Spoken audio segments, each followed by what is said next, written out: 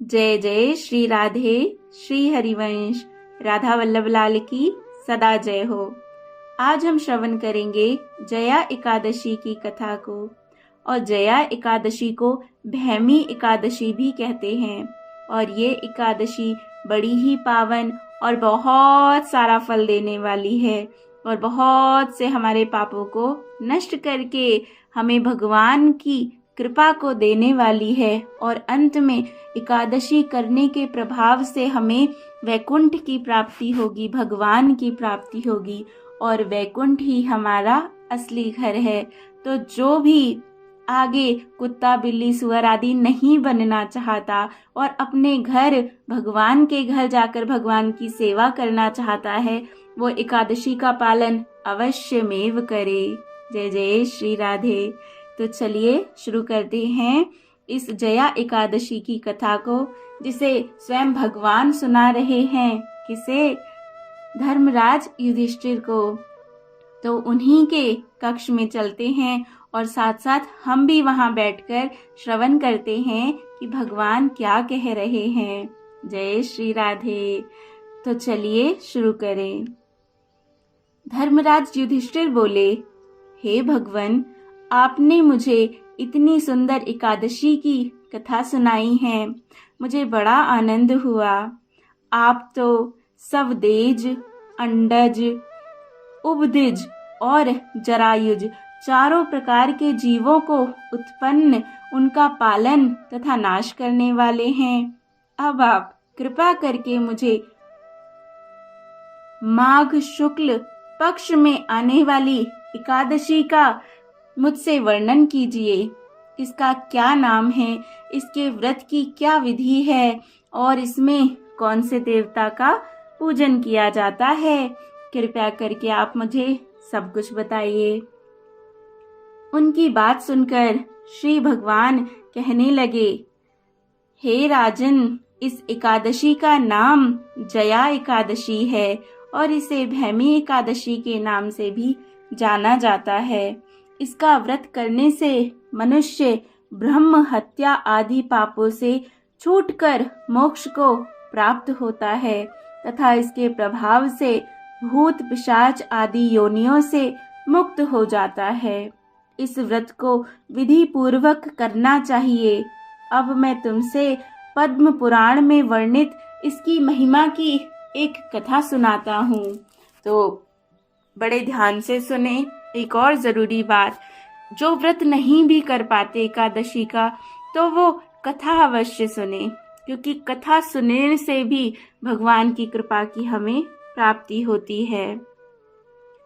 तो भगवान कहते हैं, देवराज इंद्र स्वर्ग में राज करते हैं और अन्य सब देवगण उनके सुख के लिए सभी तरह की क्रियाएं करके उन्हें प्रसन्न करने की हमेशा ही चेष्टा करते हैं।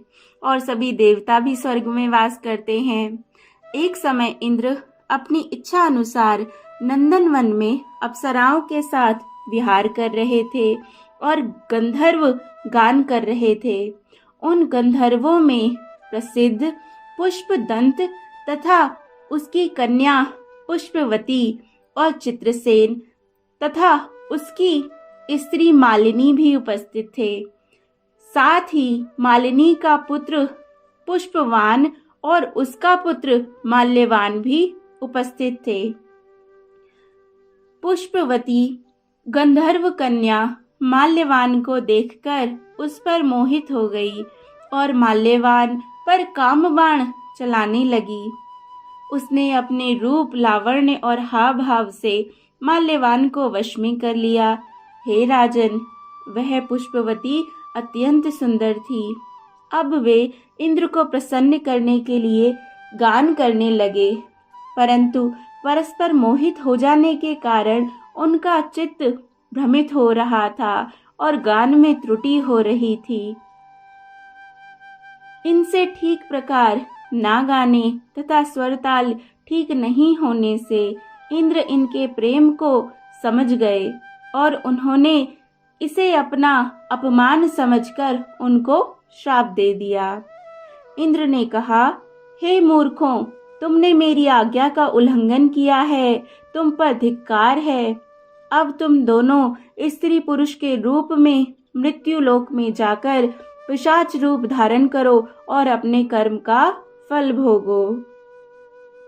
इंद्र का ऐसा श्राप सुनकर वे अत्यंत दुखी हुए और हिमालय पर्वत पर दुख पूर्वक अपना जीवन व्यतीत करने लगे।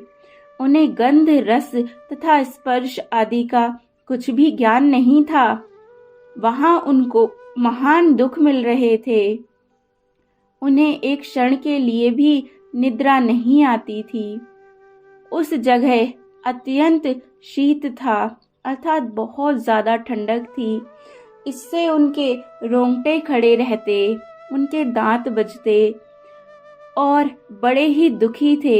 एक दिन पिशाच ने अपनी स्त्री से कहा कि पिछले जन्म में हमने ऐसे कौन से पाप किए हैं जिससे हमको यह दुखदायी पिशाच योनि प्राप्त हुई है। ऐसा हमें भी कई बार प्रतीत होता है ना। हमें भी लगता है जब बड़ा दुख हमारे जीवन में आता है कि जाने हमने कौन से पाप किए हैं जिनका भोग हम भोग रहे हैं।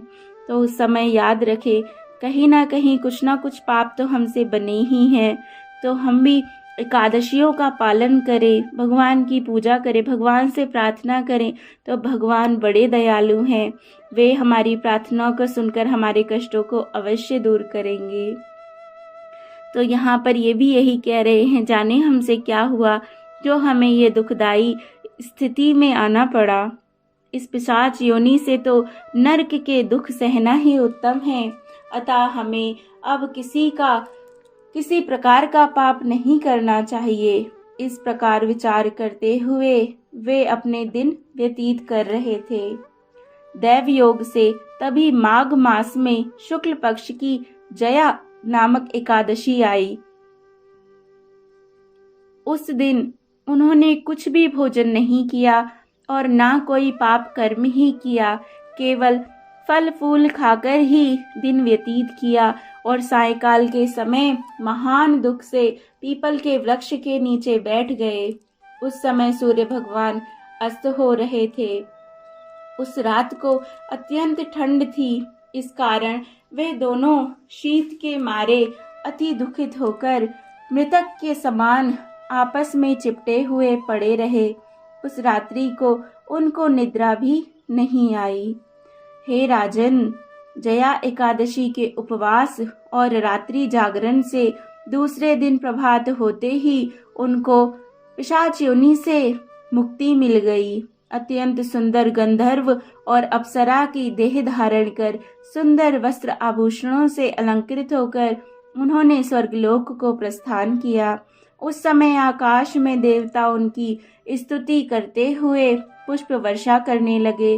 स्वर्गलोक में जाकर इन दोनों ने देवराज इंद्र को प्रणाम किया। इंद्र इनको पहले रूप में देखकर अत्यंत आश्चर्यचकित हुए और पूछने लगे कि तुमने अपनी पिशाच योनि से किस तरह छुटकारा पाया, सो सब बतलाओ। माल्यवान बोले कि हे देवेंद्र, भगवान विष्णु की कृपा और जया एकादशी के व्रत के प्रभाव से ही हमारी पिशाच देह छूटी है। तब इंद्र बोले, हे माल्यवान, भगवान की कृपा और एकादशी का व्रत करने से न केवल तुम्हारी पिशाच योनि छूट गई, वरन हम लोगों के भी वंदनीय हो गए।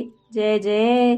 तो यहाँ पर हम ये भी समझे कि जो भी एकादशी का व्रत करता है उसे देवता भी नमन करते हैं, वो देवताओं के भी वंदनीय हो जाते हैं, क्योंकि विष्णु और शिव के भक्त हम लोगों के वंदनीय हैं। अतः आप धन्य हैं।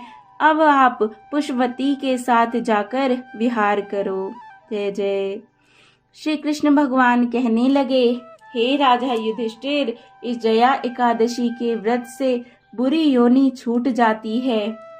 जिस मनुष्य ने इस एकादशी का व्रत किया है उसने मानो सब यज्ञ, जप और दान आदि कर लिए।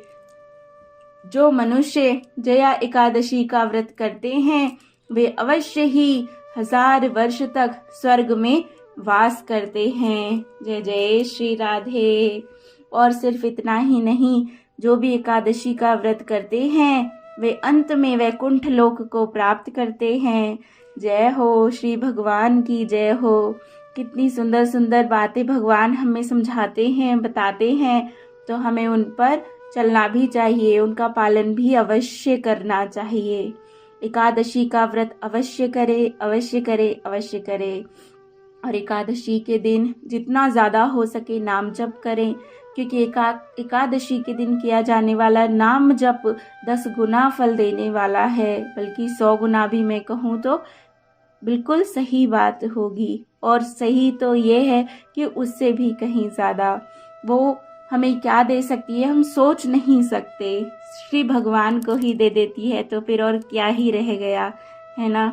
पर अगर किसी परिस्थितिवश कोई व्रत नहीं कर पाता है तो कम से कम वो कथा ज़रूर श्रवण करे और भगवान की पूजा अवश्य करे, इतना तो अवश्य ही करे। जय जय श्री राधे। बहुत बहुत शुभकामनाएं, बहुत बहुत शुभकामनाएं। जय जय श्री राधे, जय जय श्री राधे। श्री हरिवंश।